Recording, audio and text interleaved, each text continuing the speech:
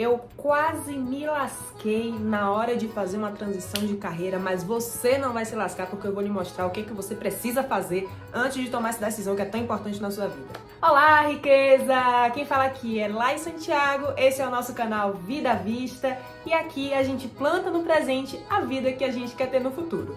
Antes de começar esse vídeo, eu quero fazer um parênteses porque está rolando votação de um concurso muito importante que eu estou fazendo parte para ser uma criadora de conteúdo da Serasa e rodar o Brasil todinho, meu amor, durante 6 meses, ajudando o pessoal a limpar o nome da população brasileira, negociar as dívidas, oferecer educação financeira de forma acessível, simples. E para isso você precisa me ajudar. Olha só que coisa linda.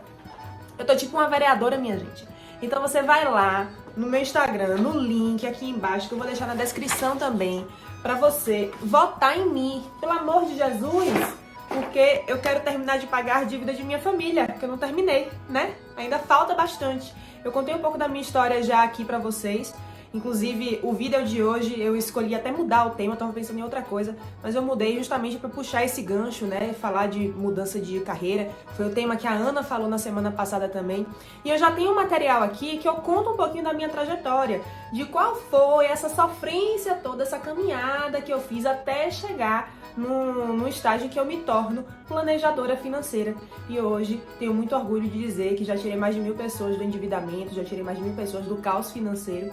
Tô aqui pedindo a sua ajuda pra votar. Vai no link aqui embaixo, beleza? Vota em mim, pelo amor de Jesus. Tem um tutorial, inclusive, se você tiver dificuldade, que eu vou deixar aqui também pra você correr e ir lá. Eu vou contar aqui pra você coisas que eu fiz que eu me arrependo, não exatamente me arrependo, mas que me prejudicaram nessa caminhada, nessa trajetória pra eu fazer a transição de carreira.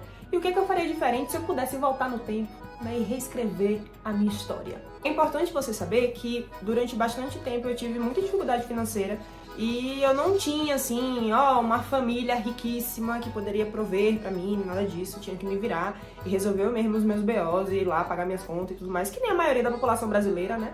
Mas esse é um ponto importante porque durante um bom tempo eu tinha uma renda muito limitada e isso fez com que eu tomasse decisões mais impulsivas na hora de decidir o que eu ia fazer para gerar renda, na hora de escolher qual seria a minha nova atividade profissional. E isso fez com que eu migrasse de área muitas vezes entre me formar em enfermagem, sim, confere o vídeo completo que tá aqui embaixo que eu vou deixar com a minha história, que você vai ver que é uma reviravolta atrás da outra, minha filha.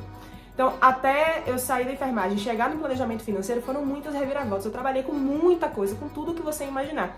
E isso gerou nas pessoas um certo desdém. Eu percebi isso, que as pessoas olhavam pra mim quando eu aparecia divulgando um serviço, um produto novo, do tipo, lá vai ela de novo com uma invenção de moda aí. E quando eu assumi o planejamento financeiro como o trabalho que eu queria seguir pra minha vida, realmente me encontrei na área, aquela coisa toda, e comecei a me apresentar para as pessoas como planejadora financeira, teve gente que ria no telefone. Isso fez com que eu tivesse bastante dificuldade. Então, se eu pudesse voltar lá atrás, eu teria sido mais firme nas minhas decisões, sabe? Eu demorei bastante para dizer que eu queria ser planejadora financeira, para dizer que eu ia seguir essa carreira mesmo. Eu fiquei um pouco apreensiva, porque as pessoas me conheciam por conta de um empreendimento que eu tinha para serviços para pets, para cachorro, hospedagem, dog walker, creche, essas coisas. A galera me conhecia por conta disso, eu tinha uma pequena empresa que oferecia esses serviços e eu ficava com medo de criar um choque ali de imagem e tudo, e não falava tal. Ficava com medo das pessoas que me acompanhavam do planejamento financeiro descobrirem que eu tinha essa empresa e das pessoas que tinham essa empresa descobrirem, sabe? Essa coisa assim, eu não firmei, não tomei uma posição. Eu acho que se eu pudesse voltar, eu teria firmado uma posição e falado, vou ser planejadora financeira, colocado lá no Instagram, planejadora financeira, a galera ter ciência de fato de qual era o meu trabalho. Um outro ponto muito importante é que eu não fiz um cálculo muito preciso do que de fato eu precisava, qual era a minha necessidade financeira, para a partir daí estabelecer uma boa precificação, né, dos meus serviços, do que eu ia oferecer como planejadora. Como eu já comentei, né, eu estava numa situação financeira bastante complexa, eu tinha muita pressa, estava num nível de sobrecarga, de estresse muito alto. Isso fez com que as minhas decisões fossem bastante equivocadas e impulsivas. Eu acabei oferecendo serviços de consultoria muitas vezes gratuitamente. Eu acabei fazendo com que as pessoas pagassem um valor muito, muito, muito abaixo daquilo que seria necessário, daquilo que seria justo para me manter e tudo mais. Só para vocês terem uma ideia, em várias situações a pessoa me pagava ali R$ 80 a consulta, né? Que, beleza, depender do lugar que você mora, tal, pode ser um valor bacana. Mas eu ficava 2 horas e meia com essa pessoa e em algumas situações não tinha transporte público para aquele lugar. Então eu dependia ou de uma carona ou tinha que pegar um táxi, um Uber, alguma coisa assim. E aí já foi o dinheiro praticamente todo só na corrida, né? Nessa circunstância eu tava praticamente pagando para trabalhar. Mas na minha cabeça eu pensava, não, mas aí eu estou fazendo com que mais pessoas conheçam o meu trabalho. Quanto mais pessoas eu atender, mais pessoas vão me divulgar, tal, etc. E o que não era bem verdade, porque quando as pessoas iam me divulgar, elas tinham vergonha, em especial porque era uma situação financeira que elas estavam enfrentando dificuldades e tudo, e como eu não tinha um nome, assim, era um serviço muito baratinho, as pessoas não levavam tanto a sério, sabe? Acabava que até mesmo a adesão ao tratamento, a adesão à consultoria financeira, ao planejamento que eu estabelecia junto com o cliente não era muito alto, porque ela pensava, não tô gastando tanto dinheiro aqui e tal, remarcava com muita frequência, em várias situações não fazia as tarefas que eu tinha proposto e tudo. Não que isso não aconteça, né? Um médico, um enfermeiro, um profissional de saúde, um nutricionista, muitas vezes coloca ali uma terapêutica pra pessoa e fala, faça isso aqui. A pessoa não faz, tem dificuldades, faz parte. Mas era muito pior lá no começo. Então, quando a gente coloca um preço que é justo, quando a gente calcula quanto de fato você precisa cobrar pelo seu serviço, pelo seu produto, não só você está valorizando a sua hora, mas a percepção das outras pessoas acerca do valor do seu trabalho é muito diferente, sabe? As pessoas passam a dar muito mais valor, passam a engajar muito mais naquilo que você está propondo e, consequentemente, quando elas encaram aquilo com um valor muito maior, um valor subjetivo maior, elas passam a recomendar você para mais pessoas também, tá? Então isso seria uma coisa que eu mudaria. Outro ponto muito relevante, né, foi que demorei para dizer não para as pessoas erradas. Eu passei muito tempo atrás de cliente rico, só que depois de bastante tempo, né, recebendo pedrada na cara, eu percebi que eu não era rica. As pessoas ricas, elas se reconhecem de longe, parece que elas sentem o cheiro assim, tipo, essa pessoa aí é rica, essa pessoa tem milhões na conta, tá tudo certo. Consigo confiar nela, consigo me conectar com ela. Então, como eu não sou rica e também muito menos lá atrás, eu era muito pobre lá atrás, as pessoas chegavam pra mim e olhavam pra minha roupa, olhavam pra o meu jeito de falar e meu sotaque e tudo, e já torci o bico, sabe? Eu fiquei muito tempo tentando cativar essas pessoas que, de maneira alguma, elas conseguiam se conectar comigo e muito tempo, inclusive, tentando captar clientes homens. O mercado financeiro é muito, muito, muito machista e a área, né, de finanças é tida culturalmente como uma área masculina, né, uma tarefa masculina. Então, quando eu chegava para uma reunião com um homem, falando de investimentos, falando de organização financeira, de solução de dívidas, de financiamento, de offshore, sei lá, a pessoa olhava para mim também com desdém, porque acreditava que por eu ser mulher eu não tinha conhecimento daquilo, por eu ser jovem eu não tinha conhecimento daquilo. Quando eu fazia uma reunião com a mulher era muito diferente. A gente tinha uma relação mais horizontal e dessa forma os fechamentos que eu tinha com as mulheres eram muito maiores, né? Eu conseguia ter uma conversão muito maior com mulheres. Quando eu percebi isso, já tinha passado muito tempo, né? E eu tava nessa insistência, porque a maioria dos clientes de alta renda que chegavam até mim eram homens.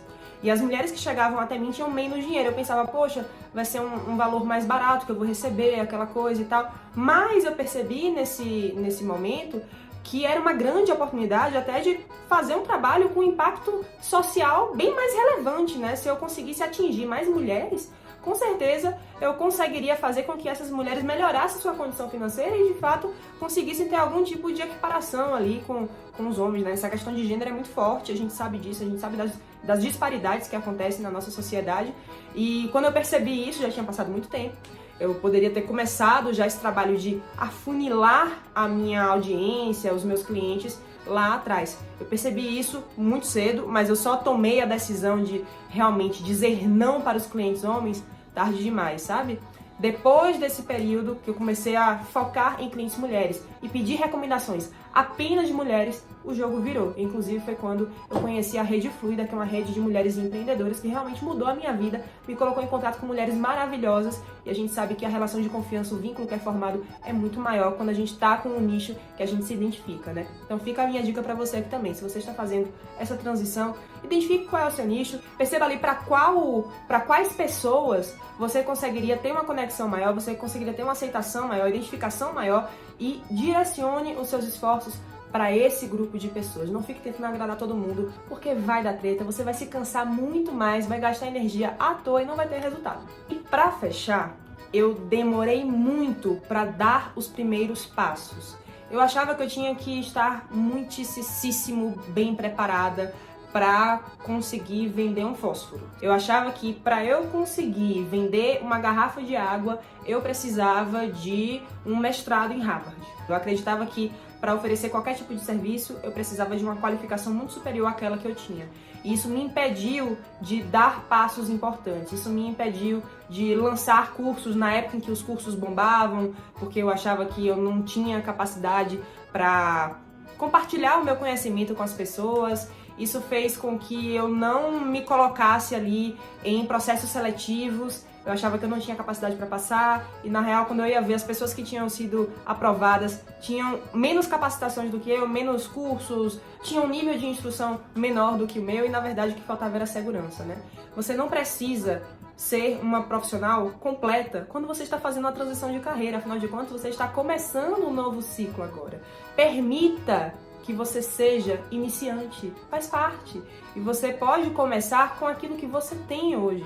Talvez, se você quiser ser um planejador financeiro, não dê para você logo de cara ir lá e recomendar investimentos. Mas você consegue, antes disso, auxiliar as pessoas a organizarem a vida financeira delas. Não é exigido nenhum tipo de certificação específica para esse trabalho, né? Então você pode começar com aquilo que você tem, com aquilo que você conhece e tal, aquilo que você domina, e pouco a pouco você vai construindo essa rede de certificações, esse arcabouço teórico, acadêmico, tal, para lhe dar mais segurança e para alcançar outros espaços. Agora, se você fica esperando realmente, né, está tudo alinhado, perfeito, a profissional perfeita, esse dia de começar nunca vai chegar, né, criatura? Porque todo mundo está em constante aprimoramento, evolução, construção, está se capacitando o tempo inteiro, né? O conhecimento, ele é infinito, né? Livros e mais livros, toda hora a gente precisa se atualizar, tal. Se a gente for esperar estar totalmente preparado, totalmente pronto, não vai começar nunca, né? É importante que você quebre logo esse gelo, dê os primeiros passos e pouco a pouco eu tenho certeza que as coisas vão melhorando e vão entrando nos eixos. Esse foi o material de hoje, espero que tenha ajudado vocês. Se vocês querem saber um pouco mais de como foi esse processo para me tornar planejadora financeira, sair da enfermagem e chegar ao mundo das finanças, do mercado financeiro, deixa aqui nos comentários que a gente pode ir conversando. Se você ainda não está inscrito no canal, se inscreva, ativa o sininho, manda esse conteúdo para todo mundo que você conhece. E lembrando, estamos no período de votação do concurso da Serasa, então vai lá, curte o meu vídeo, vota em mim, o link tá aqui embaixo, por favor, nunca te pedi nada. Mentira, todo vídeo eu tô aqui falando, se inscreve, não sei o que, não. Eu tô muito nervosa com isso, gente. Enfim, é um prazer estar com vocês aqui hoje. Não se esqueçam de compartilhar com todo mundo e vamos viver a vida à vista. Cheiro!